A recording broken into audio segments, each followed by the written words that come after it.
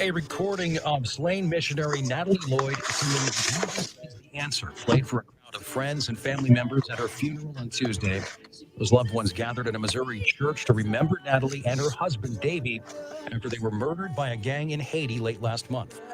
Gunmen robbed and fatally shot the young couple and the head of the mission after they left a church youth function in Port-au-Prince. When you think about Davy and Natalie and Jude, they left their impact, praise God. No, death did not win, love won, praise God. A family spokeswoman said the Lloyds would be buried at a private graveside ceremony.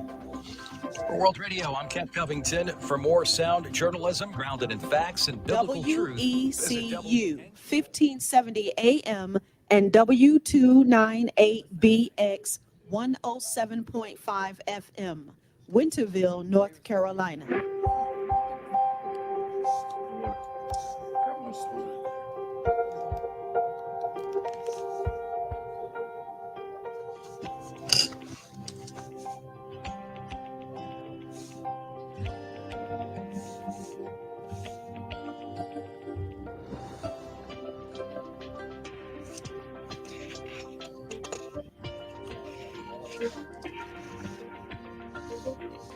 Motivations with Glenn.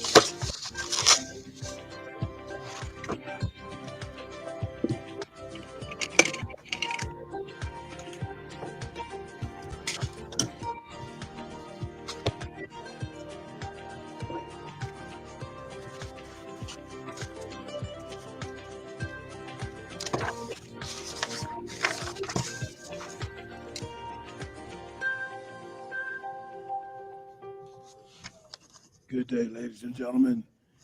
You are tuned into Awesome Radio, to WECU 1570 AM and 107.5 FM.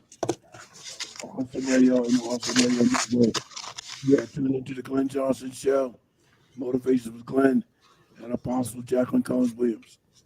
This is part 3 of our continuing topic on domestic violence. And we are pleased to have joining with us again Sergeant Natalie Perez Bolivia, a sergeant at the Beaufort Community College.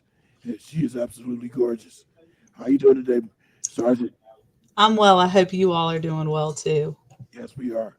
And we have some great resources that Sarge was able to supply with us. But I got her email with some of the links late. I was here at the studio. Then I received the email. So I do have some things from another link that you sent me that's from the North Carolina Department of Justice. So with that being said, I also have a audio clip of 4 minutes, audio clip from the Attorney General, John Stein, on domestic violence with an accompanying document. So let's begin the broadcast. Here's my co-host, Jacqueline Cullins Williams. Hey, Dr. Glenn, and to our listening audience on today, and to our wonderful guest on today, Miss Natalie. We really enjoyed you on the last broadcast, and so we thought we'd bring you back so we could see your face too, and I'm so glad to put a face with the voice. I have to tell you, I got some great feedback about that particular broadcast, and they were just telling me how your words about your testimony and what you went through was a blessing to hear for them and for our listening audience. And so I just wanted to tell you that personally, I myself was surprised when I asked you that particular question, and then when you responded that you had been a survivor. And I went, wow, I definitely didn't expect that. And I think that to hear something that's so personal, you know, to someone, it just makes it hit your heart harder. It's real. It's not some story that we're reading in a book. And it also shows that domestic violence can happen to anyone. So I am especially glad today to hear and talk about this topic some more. And we're going to get ready to just turn it back over to her, because I know she's got some great nuggets for us and some more information. And I've got some good questions too, again this week. So I Yeah. will be plying us with some questions about domestic violence. Dr. Glenn? And before you do, I just want to mention one thing, and I'm sure Sarge will agree with me. I try to encourage young men, if they always talk about how their girlfriend or significant other is nagging, she talked too much and blah, blah, blah. Well, my response to them always is, well, why don't you just walk away? They rather engage into an argument, which might lead into something physical. I'll give you one example. When I lived at the Jersey Shore, I lived next door to a couple who was always arguing and fighting. Well, they got into another altercation one day. He decided to call the police.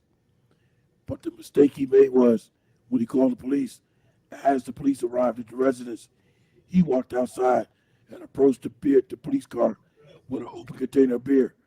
And they immediately arrested him. I'm like, Jerome, you call the police and they arrested you, because you can't just walk out in public with an open container of beer. So you have to be mindful of that. You might call them for something that you think they're going to help you with, but you just committed another offense, which is why you got arrested. Right, Sarge? It does happen. It definitely does happen. Now, there's nothing wrong with, there's nothing illegal about consuming on your own property or on private property. However, I highly recommend not, if you do call law enforcement, going out there to the police with an open container in your hand. Right, yeah. Just because now it's another thing for law enforcement. We're observing everything. So in my case, if I see somebody with alcohol, I'm thinking, I already know alcohol's involved. Now, I don't know about the other party, but I know at least one party, has alcohol involved. And it's just like when we go to any situation, as law enforcement officers, we always know there's a gun in every situation we go to. And I know that's kind of crazy to think about, but that gun is my gun. When I go into a situation, I have my gun.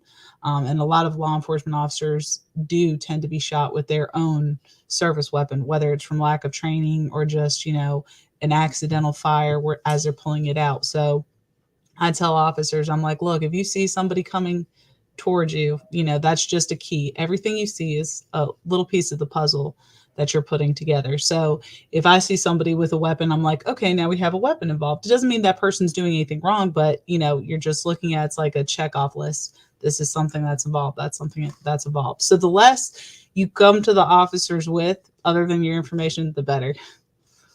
Yeah, I'm glad you said that, because this particular fellow, he got like weapons and stuff, so that was another big issue. But now my question to you is, and I thought about this when he did it.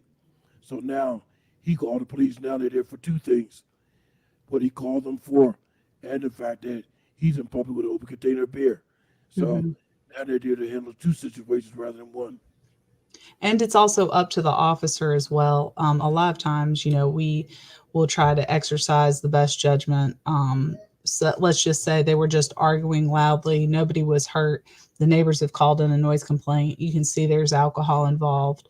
You can explain to the people, look, if you don't see any signs of abuse as an officer and nobody's, obviously trying to withhold information, just two people had a disagreement. Like, look, I can see that you both have been drinking today. And, I understand it's hot outside. Sometimes temperatures rise. I don't want to come back here and arrest anyone. I would like for you guys to enjoy your day.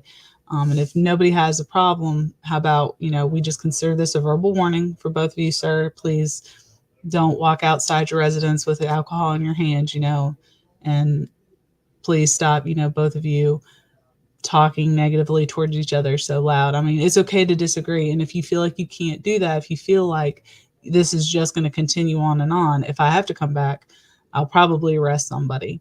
And then I will always tell them, look, if you've got someplace you need a ride somewhere, if the agency is able to give the individual a ride, I'll give you a ride up the road. If you can call somebody to come, just pick you up, take you away for an hour or so sometimes just driving for 5 minutes can clear the air. Obviously, if you've been consuming alcohol, do not drive, but sometimes just getting out of the situation, can give much more clarity to the situation at hand. And that's why I said I usually try to encourage these young men or men in general, if I approach someone and see that they're in this type of situation, to just walk away. Why can't you just walk away? You're 100% right. I have to say this, when I heard you talking about this particular incident, I heard the word nag, and I was absolutely triggered. I figured you were. I figured you were. I've been over here trying to get it together ever since. I get it. I get it. My mom used to have an acronym for that word. I can't remember what it was off the top of my head, but whenever my father would say that, you could just see her eyes cut and look at him in a completely different direction. And she's like, you need to go outside for a minute. You need to go outside, or I need to go outside. One of us needs to go outside. Maybe she's not. Maybe the woman's not a nag. Maybe he's just not equipped to handle, all that she brings. And it happens. And that can be what it is.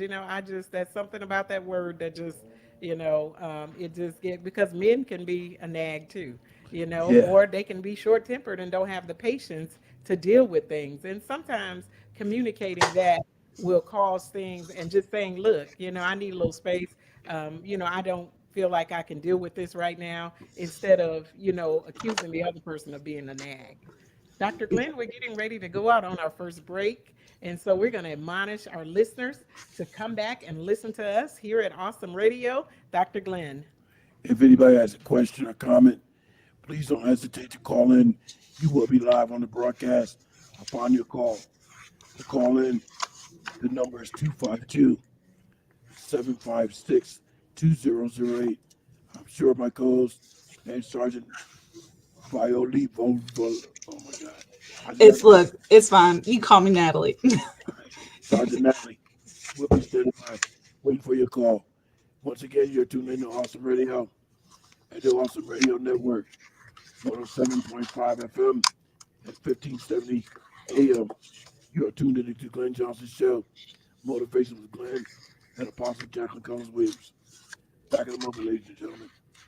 My name is Jayla, and you're the feed to my papa, Glenn Johnson, on the radio. From the Pacific Justice Institute, this is The Legal Edge, defending your rights as a Christian, a parent, and a citizen. Here's Brad Dacus. The overturning of Roe v. Wade did not end the battle over abortion. In fact, pro-abortion factions have doubled down with abortion sanctuary laws and access to abortion through all 9 months of pregnancy. Now, California's Attorney General is harassing pro-life centers by demanding they answer questions under oath and provide documentation about their services. Well, PJI is proud to be defending pro-life ministries against such government harassment and intimidation. If you are a pro-life ministry in need of free legal help, please visit pji.org. PJI provides legal representation without charge. Get exclusive email updates by registering for The Legal Insider at pji.org. Attention, powerful women. Unleash your inner boss and walk into your blessings. Mark your calendars because Nakisha Williams proudly presents the No Pain, No Gain Women Boston Blessed Up Conference 2024. Sunday, August 18th at the Greenville Convention Center. It's the double You Can't Stop Me edition with 2 powerhouse keynote speakers. The dynamic Bishop Vance Old, Grammy and Stellar Award winner Erica Campbell. Performing live, Corinne Hawthorne.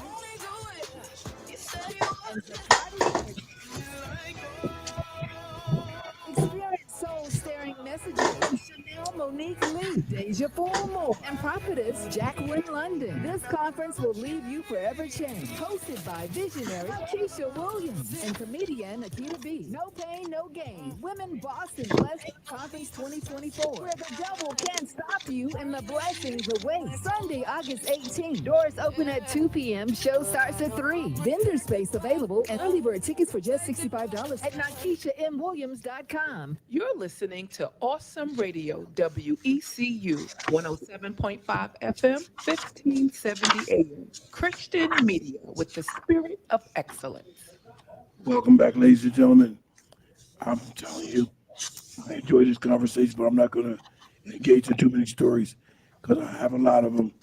I'm sure Sarge and Jackie would appreciate, but I'm not going to prolong the broadcast with any stories. But I'll make a few comments after I give my co-host and the Sarge the opportunity to get together and collaborate on some information.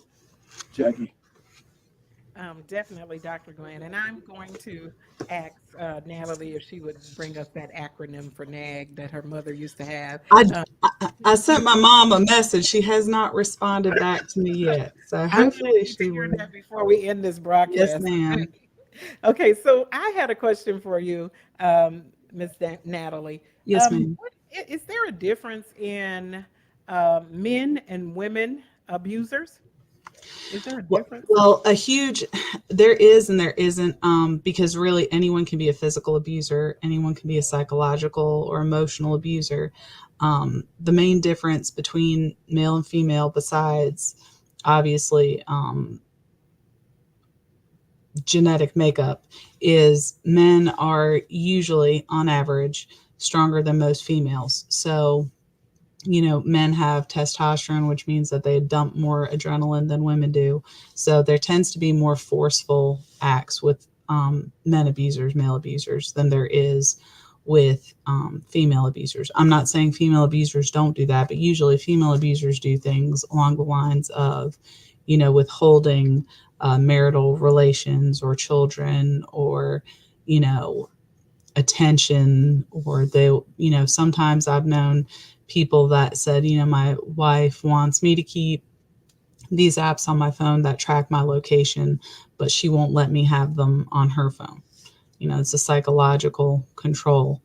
And marriage, it's a blessing. In the Bible, God talks about how it is one of his great gifts to us as humans, just like children are truly a gift as well. And I feel like some people just look at marriage as, well, now I have a stepping stone to step up in life. But you shouldn't look at marriage like a stepping stone. You should look at it like a partnership, that you want to bring this person with you. If I come here, my husband is also coming here with me. If I'm at my worst day, he's going to want to come from his best day down to my worst day to try to bring me up back to his best day. But with men and women, like I said, you see a lot more physical abuse. And I think that's just because men are more physical than women are. Women, even when it comes to romance, we want, usually, besides just the physical touch, we want the emotional attachment. We want the care and the showing of service. As men, they want the physical, that's usually their love language. They need touch. Men need touch. So I think that is the biggest thing that I've noticed between the two. And Sarge, I think part of what you're saying has something to do with a female brain versus a male brain. And I don't have the document in front of me, but I know this for a fact. And I wish I had the document in front of me. A female brain, one part of the brain, is larger than a male, that same area of a male brain, which is why females are more capable of multitasking than men. That's why females think a lot differently than men. Like you just said, and I think that might be a reason why, because that part of the brain of a female, much larger, holds more information, which means that they multitask better than men. So I think that area of the brain that allows women to think and do things rationally the way that they do. I also have another question, and I had this written on our last particular segment, and I didn't get a chance to ask it, but I think because it's such a current event that we need to address it and talk about it. And so, what I wanted to ask you, Miss Natalie, was Yes, do ma'am. you think that some of the recent images of domestic violence by some of the people that are famous, that it has had an effect? And that we've seen some of these images over and over again on social media. Also we saw, OJ just died, and there was a lot that was connected with him concerning domestic violence. And even now with some of the stars, I saw a particular video, and the woman was being chased down and she was being stoned by, one of these particular popular personalities. Do you think that those images have had an effect on our society? I think it, very much like what you and I were talking about earlier when you said that, like my situation had made a lot of people think about it can happen to others. I think when you kind of peel the veil back on some things like that, what happens is people really realize it doesn't matter how much fame, how much money, how much power someone has. That female in the video you're talking about, she is, very popular, very beautiful, gorgeous woman. And people would think, well, she could have whoever she wants. Why would, she choose somebody like that? Well, domestic violence, first off, never starts as violence. You don't ever go into a relationship knowing I'm going to be hurt, I'm going to be beaten, I'm going to be, you know, praying and crying, please don't break my things that came from my grandmother. That's important to me. Don't do this. Don't hurt me. Don't hurt my child. You don't think about things like that going into a relationship. Relationships are happy. People get into them because they're happy. They feel happy. Somebody makes them feel special. So I think when people see stuff like that, what they realize is there is truly a hidden level of pain that people, one, are afraid to talk about because it's hard. It's hard to admit that you're being hurt, especially if you are the victim. Because one, that means that you were weak. I think as Americans, we don't want, and women especially, you don't want to be a weak woman. You want to be a strong, independent woman. So when people see things like that, it makes you look, I mean, I felt the same way. I felt like I didn't ever want to be on that side of the box when I went into court. As a law enforcement officer, I wanted to be on the side of, the jury box, the law enforcement box, or up there in the judge's chambers. You never want to be on the defendant or the, victim side. And everyone would see it. So I think we as people try to keep our pain private, um, and it's just, I think it's opened up in a positive way. The beauty from the pain is there are people who are seeking to find answers.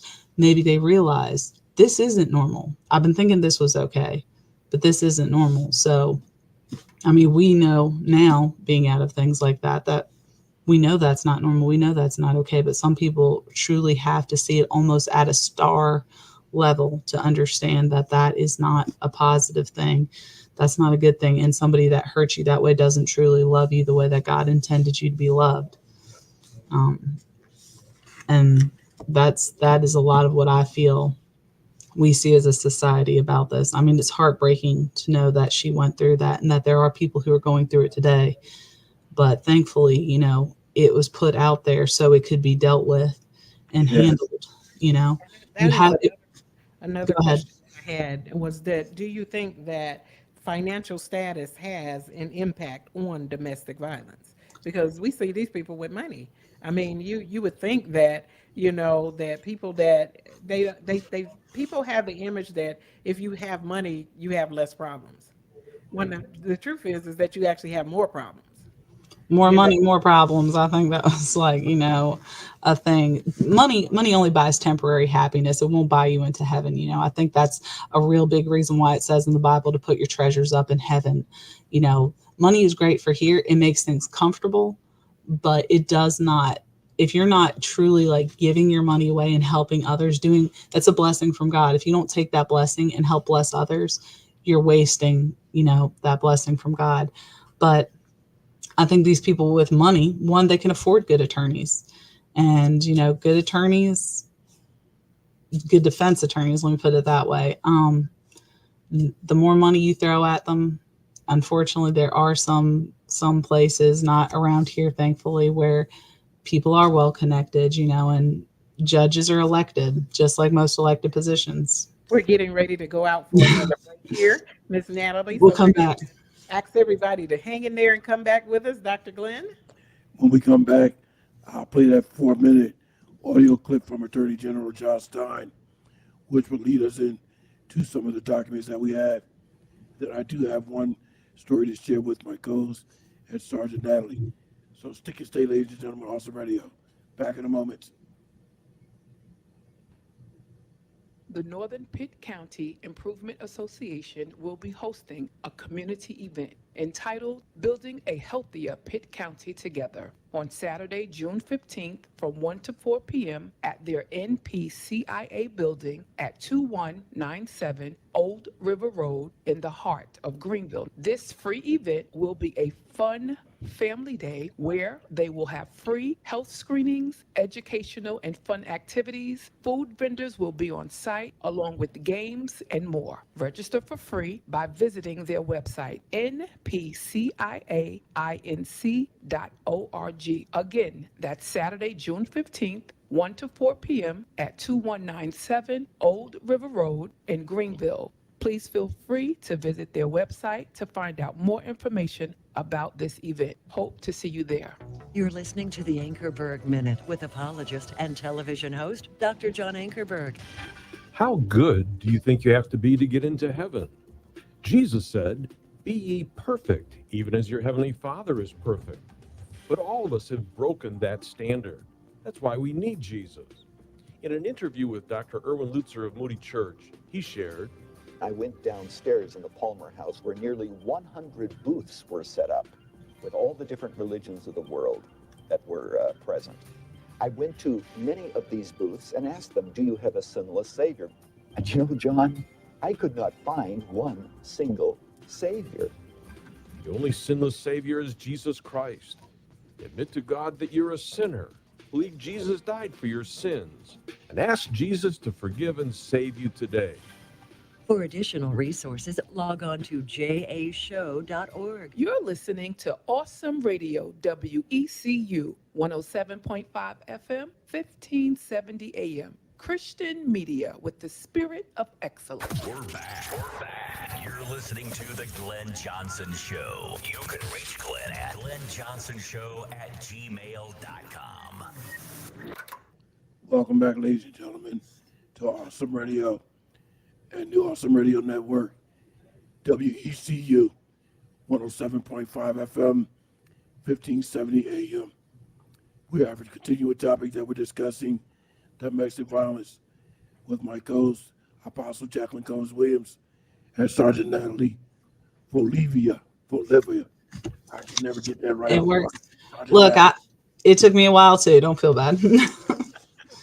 Well, I would like to get to that audio clip from Attorney General.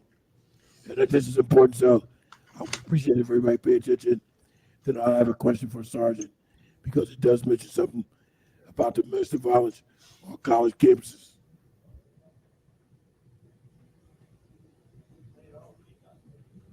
Hi, I'm Attorney General Josh Stein. Preventing domestic violence and sexual assault is a top priority of my office. 1 in 4 women and 1 in 7 men will experience severe physical violence by an intimate partner in their lifetime. Every 98 seconds, an American is sexually assaulted, and every 8 minutes, the victim is a child. 1 out of every 6 American women has been the victim of an attempted or completed rape in her lifetime. And on college campuses, this problem is even worse. 25% of undergraduate women experience rape or sexual assault through physical force, violence, or incapacitation. Domestic violence and sexual assault do not discriminate. It happens in all kinds of families and relationships. People of any culture, religion, sexual orientation, marital status, age, or sex can be victims or perpetrators. At the Department of Justice, I will use every last legal means at my disposal to bring abusers to justice, to bring closure to survivors, and to protect families from abuse. Here are some ways that we do that. First is our Addressed Confidentiality Program, or ACP. Through this program, survivors of domestic abuse, sexual assault, and human trafficking can establish an address at the Department of Justice. This allows them to keep the address where they live confidential from their abusers after they've moved. Think about what a confidential address at DOJ lets a survivor do. He or she can get a driver's license, pay taxes, send their kids to school, all without the fear that one day their abuser is going to find out where they live and show back up in their lives. Since its start in 2003, more than 3,000 women and men have used the ACP to make their lives safer. If you'd like to learn more about this program, please visit ncdoj.gov/ACP. We also work to make sure abusers are caught and to make sure that survivors get justice. We do that partly by overseeing the State Crime Lab and its campuses in Raleigh, Greensboro, and near Asheville. Often, DNA and forensic biology prove the link between an alleged perpetrator of a violent crime and a victim. We have experts who examine evidence for the presence of bodily fluids such as blood, semen, and saliva, and conduct DNA analysis on evidence that may contain these body fluids. The State Crime Lab is also where we test sexual assault kits. Right now, we're implementing a plan to make sure that every single testable sexual assault kit in our state is tested. We must do everything we can to get justice for survivors of this horrific crime. Despite all this work, domestic violence and sexual assault remain too common. That is why we also work with legislators on policies that protect families and make North Carolina safer. Finally, there's no substitute for people looking out for other people, so you should know the signs of a potential abuser. Jealousy, controlling behavior, verbal abuse, damaging property or belongings, threats of violence. Know the signs of abuse or assault: depression, self-harming, low self-esteem, avoiding specific situations or places, and an increase in drug and alcohol abuse. If you see or suspect something, report it to law enforcement. If you know someone needs support, call the Domestic Violence Hotline at 1-800-799-7233 or call 800-656-HOPE. That's 800-656-4673 to be connected with a trained staff member from a sexual assault service provider in your area. As your Attorney General, I am committed to making sure that North Carolina is a state where domestic abusers are punished, survivors are kept safe, and violence is far less common. Okay, ladies and gentlemen, that was our only audio clip for today. That was from Attorney General Josh Stein here in North Carolina. So we have 4 minutes remaining for my co-host and sergeant for the commentary on that audio. Jackie. Yep. Go ahead, Ms. Jacqueline. Sorry. Let's turn it over to Ms. Natalie. All right. So he is right. I mean, and just think with that number that has been reported, there are tons of them that go unreported. And a lot of that comes from people not knowing. Did I have a consensual encounter? Did I not have a consensual encounter? And I have, where I work, I have high school students as well as I have college students. Of course, we don't have any dormitories here, so we don't see a lot of that on campus. But I have had people report to me things about what happened to them over the weekend. And the way I break it down is, first, violence can happen to anyone. The only way to prevent it, or the best way to try to prevent it, is to put yourself in a position where you're safe from it or safer from it. A lot of these, especially on college campuses, where it happens is dormitories where there's partying, alcohol, or drugs involved. Drugs and violence and alcohol go hand in hand. Very much. And you also see a lot with abuse in general. Even if that individual is not using, they were probably raised up in a home where it was used. It is very much a cycle that can be generation to generation. And I tell people, the most important thing is, if you want to know if you had a consensual encounter with somebody, one, did you want to have it? Do you feel good about what happened? I'm not saying, did you think that person was attractive? Because sometimes people do make terrible decisions, but I want them to understand, you always have a choice. Did you willingly go with that person? Or did that person take you, not give you the opportunity to leave? One. And sometimes people have just made a bad decision and they regret the decision they made. It wasn't necessarily rape. It was just a bad decision. And they have to talk to somebody to process that. And I always have, I was like, look, in life, you're going to make mistakes. I'm sorry that you made a bad mistake, but you obviously chose this because you don't want to, one, ruin somebody else's life because, it was a consensual situation. I mean, and I hate to waste a judge's time on something that wasn't serious, where there are people who are waiting in line, cases literally waiting in line to be processed where it was serious. Those people deserve justice as fast as possible, and they should not have their case held up because somebody else today is trying to figure out whether or not something bad happened to them, and it did or didn't. The courtroom is not where you find that kind of stuff out. But go ahead, I'm sorry. And you did answer my question, and that was going to be, like the Attorney General said, a lot of domestic violence on college campuses. But you answered my question when you said that your particular college doesn't have dormitories, so there's no on-site living for students, unlike some other colleges. And I don't want to mention any names because I want to protect the integrity of the radio station. So Yes, thank you for answering that question. Yeah. And she also answered one of mine, and I had this written over there on the side, and she answered it with, and she didn't even know she answered it. And the question was, it was about generational. Do you think that domestic violence, and this particular segment is talking a lot about rape, that it can be generational? And she said, absolutely, it can be generational. Yes. To think that something so negative can, be passed down from generation to generation. Looks like, Dr. Glenn, we're getting ready to go to another break here. We want you to come right back. This is getting interesting. It's getting deep. I got a couple of more juicy questions, and we're going to get them answered when we come right back. Dr. Glenn? And as I said, I don't want to tell any stories, too many stories, but I do want to share something with my co-host and Sergeant Natalie when we come back from the break. Then we'll have 20 minutes remaining for today's broadcast. So stick and stay, ladies and gentlemen. 107.5 FM. Back in a moment. Keep it locked right here to the Glenn Johnson Show. Can you imagine going through life without being afraid of anything?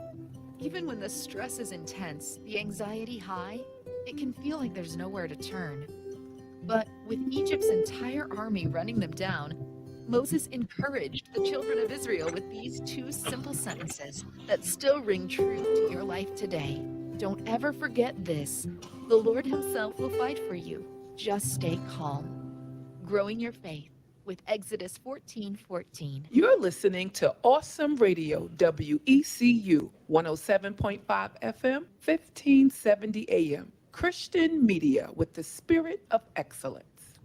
Welcome back, ladies and gentlemen, to the Glenn Johnson Show, Motivations with Glenn. You are tuned into Awesome Radio, WECU, 107.5 FM at 1570 AM, WECU, and the Awesome Radio Network. I want to share something with my co-host and Sergeant Natalie. And because, like I said, I try to encourage a lot of young men, and men in particular. Something happens, look, it'd be in your best interest to just walk away, cool off. Maybe you can talk about it later.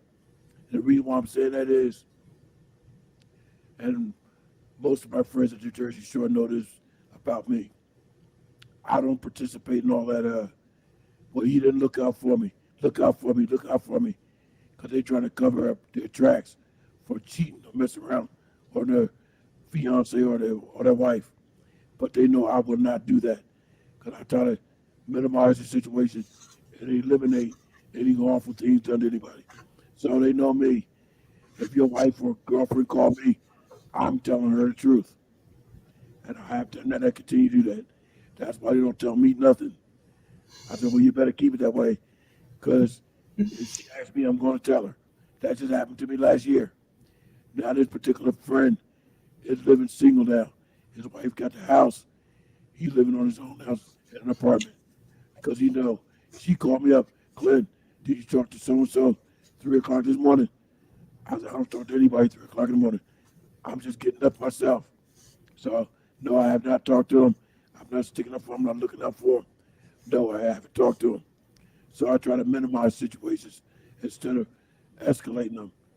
Jackie or Sarge. Yes, and definitely, I agree with that, Dr. Glenn. And I say to people that if you do not want to uphold the vows, don't get married.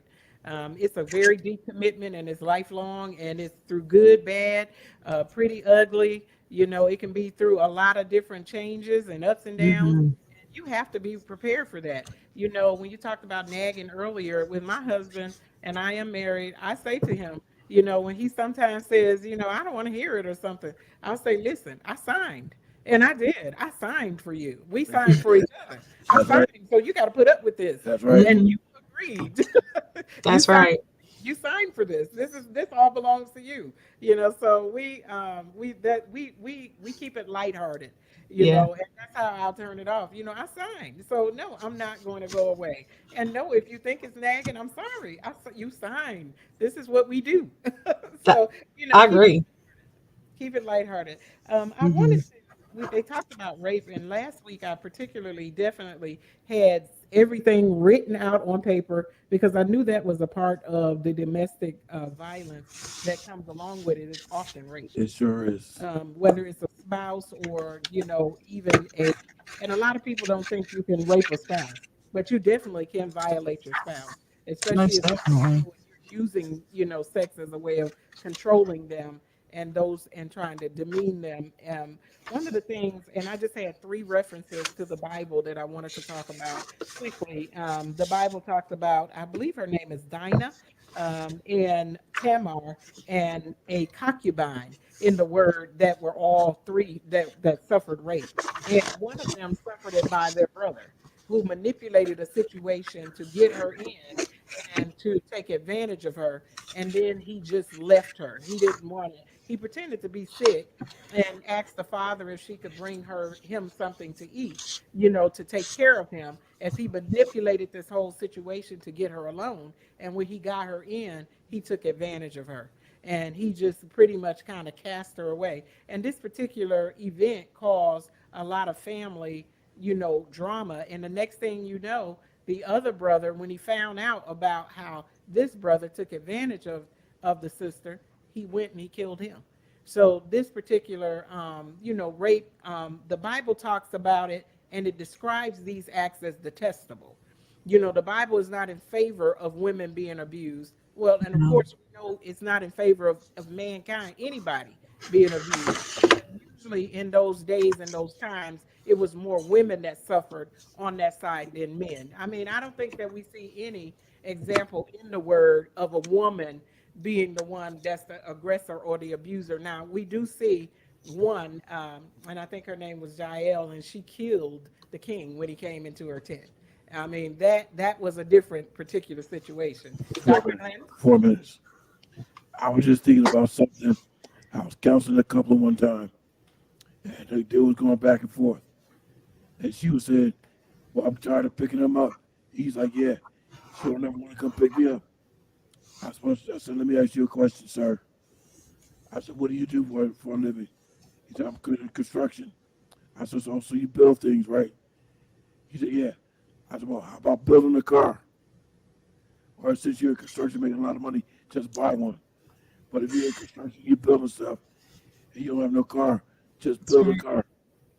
We might have to get you back, Miss Natalie, to talk about marriage because I've been telling Sure. Dr. Glenn that we need to get a show and talk about marriage here. Oh And yeah, look, you had me earlier when you were talking about keeping it lighthearted with your husband. I always joke with mine, and I always say, I didn't spend that money for that diamond to put on my hand. I didn't go out and pick it out and buy it myself. You bought it and then gave it to me because you thought I was so special. so Because I never could understand, particularly married people, married men. Why would you want to go out and cheat on your wife? You married this woman, which means that you absolutely love her. That's You would right. do anything for her because you married her. So, in my mind, you chose to do that. You chose to have this woman by your side for life. So why in the world would you want to cheat on her? That's You know, right. It doesn't make sense to me at all. Well, and as you said, Dr. Glenn, you talked about how the woman didn't, he says the woman doesn't want to come pick him up.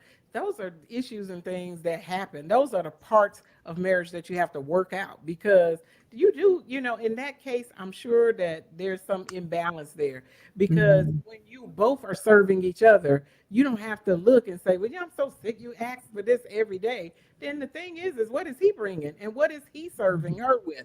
Because she's tired of doing it because a lot of times she's probably not getting it back in any way. That's And right. she's just the one Right. that's serving, and he's the one that's on the receiving end of all the benefits while she is getting worn out.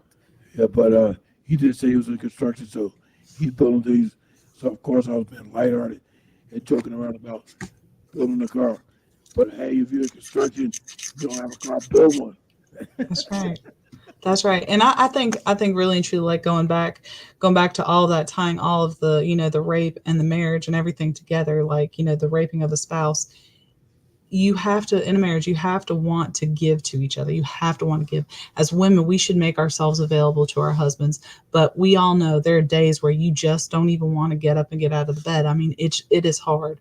But I think that is a huge part of communication. One, when you choose a spouse, you're going to choose somebody who loves you for you. Now I know there were arranged marriages back in the day, but we have more freedoms now as women. Thank God we have our own banking accounts, now. But I truly believe, like, when I'm having bad days, when I was younger, I used to be like, I'm fine, I'm fine, I'm fine. I had to learn that I needed to say my piece, whether he chose to listen to it or not. I would say it, and I would try to make it short.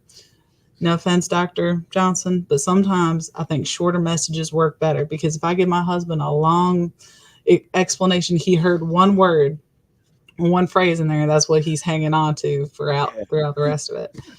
But Yeah, mine in but particular, go he ahead. I'm doesn't sorry. like anything long, but what I will do is just walk away and don't say it, but I'm coming back with a text message.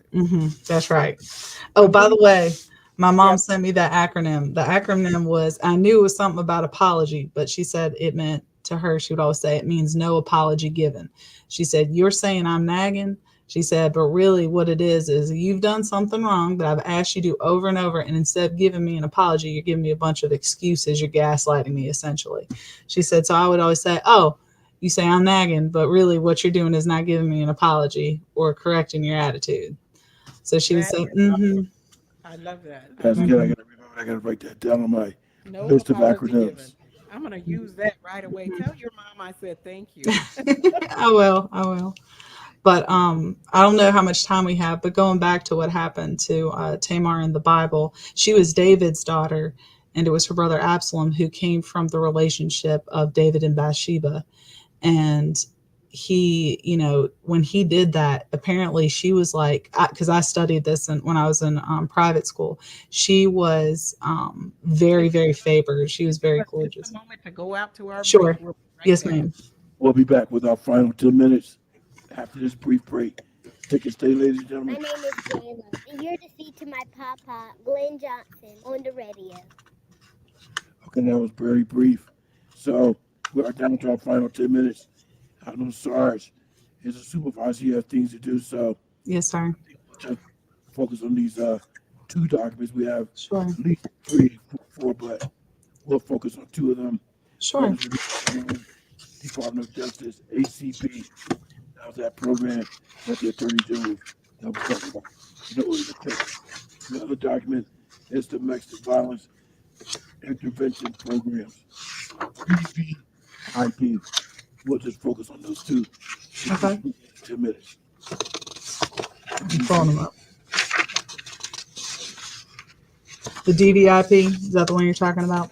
Yes. Okay. Got that one up. Okay, so I can start with that number two charge. When it comes to like the DVIP or the DVIP, that is a really great program. One to, if you have time, definitely look into some of the volunteer programs and stuff that they do offer. But the best part about this particular group is all the things it talks about. One, should you leave? If they're violent again, if you've decided to forgive them and they come back, That's an internal question. You have to decide, do you want to choose harm? One, why are you choosing that? Yes, it's comfort because it's familiar. Do you have children though? Every time a child sees it, we were talking about the generational issue. When you have a child that sees domestic violence, whether they think it's okay for them to do that to somebody or for them to receive the abuse, you're adding to that generational curse. But these people, they will let advocates talk to you about it. Why should you go back? Has this person changed? Are they going to hurt you again? And those are things people don't understand. I mean, forgiveness is a huge part of healing, really and truly healing from domestic violence. But you need to talk about it. You have to talk about it. And these advocates, they're excellent. I mean, they're going to sit there, they're going to talk with you, and they're going to also, give you a lot of the information that you provided earlier, Dr. Johnson. Like, all right, if you've decided to not go back, have you changed your address?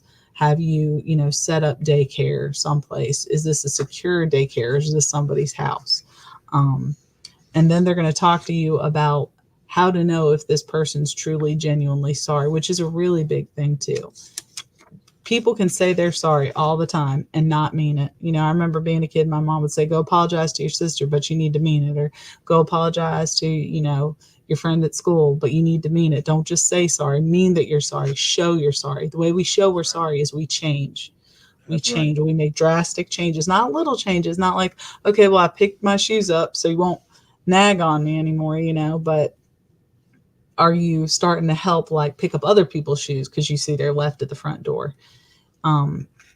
These programs are all about your safety as a victim, and that is a big part of it. They're very, very, very, very good. I have nothing but good things to say about them. And I see on that second page of the document that all participants are given an authorization card to show as proof that they are in the address confidentiality program. I think that's a good thing. Yes, it is. And I know one of the links I sent you, I know you had it up there in some of the stuff you sent me as well. It has the North Carolina DOJ, all the forms and everything, how to click, and it tells you how to change your address step by step up there on that website by Mr. Josh Stein, who's our Attorney General for North Carolina. I did see that. And, on that DOJ page, domestic violence, I would advise everybody that there's several links. I would advise you to go there, read some of those documents if you are in a situation so you can better have an understanding. Should anybody desire a brief overview of the documents that we have, including these various links, please don't hesitate to email me at Glenn, GLENN Johnson Show at gmail.com. I'll be more than happy to share those documents with you, Jackie. Yes, Dr. Glenn. I wanted to ask her one last question as we're getting ready to end. Do you think that counseling is effective for violent relationships? I think for the victim, counseling can be wonderful. Counseling isn't always the only thing you should do. And the reason I say that is because, yes, talking to someone can help process it, but some people need hands-on, whether it's talking or just going and listening to a group. But counseling helps people who want to have help. I've seen plenty of women who have left a domestic violence situation and then they end up at some point in time either caving and communicating back, or when they go talk about the other person, the person who hurt them, that person has stopped and has moved on, but they're still having feelings. Now they're angry that this person has moved on and they haven't apologized. They have not gotten the reconciliation. When we apologize or when we forgive somebody, we have to be prepared that that person may not choose to reconcile their issues with us. They may choose to not acknowledge that they were wrong. And that happens. I wish I could make people understand that they do need to truly mean their apology. But in my case, I just decided I didn't care if he apologized to me or not. It was not worth the burden of every day living in, anxiety or sadness or depression or just feeling like I was this big, it was worth it if I could just let go and pray to God for this person to be better in the future, that would give me some peace. And that's how I found my peace. And that's why forgiveness is so great, because it's not Mhm. for the other person, it's for No, you. So you can that's let it right. go. And You you can can, forgive and not forget. You can forgive and not forget. That's perfectly fine. that's Because right. God doesn't forget. God never forgets. But thank And God he forgives. one more quick question. Are there signs that domestic violence will escalate to murder? Um, Really and truly, I'd like to say that it's all, there's a list, but obviously things you need to be looking out for is there signs for domestic violence. And, we heard that earlier about, the abuse, whether it's financial, physical, things that to me as an officer that I would know to look out. Like if I told a person like, look, this man was just yelling at you last week, or this woman was yelling at you last week, this week, she's hitting you. Now that you're not coming home, they're slashing your tires, they're damaging your property.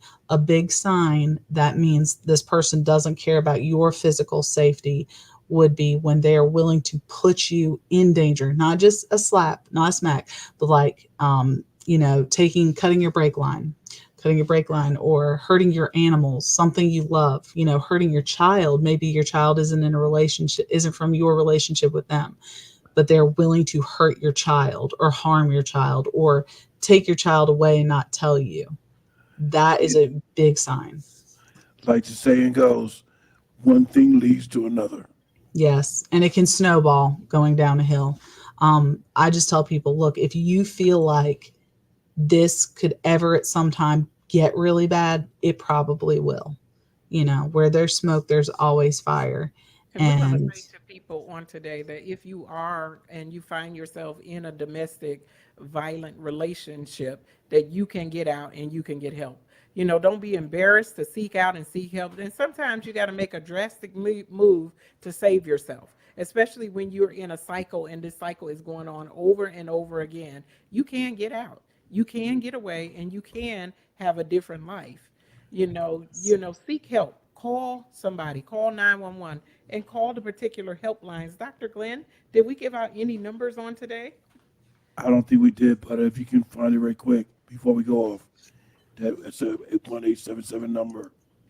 And I want to thank Sergeant Natalie for joining us once again. It's been most enlightening. And I'll see you tomorrow, Sarge. yes, sir. Thank you.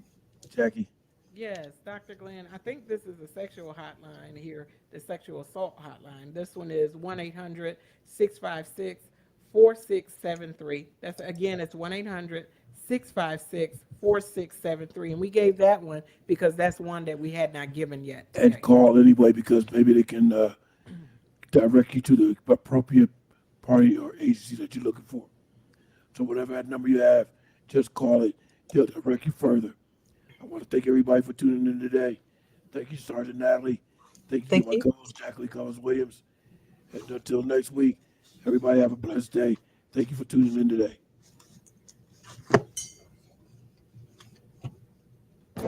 This is Viewpoints with Kirby Anderson.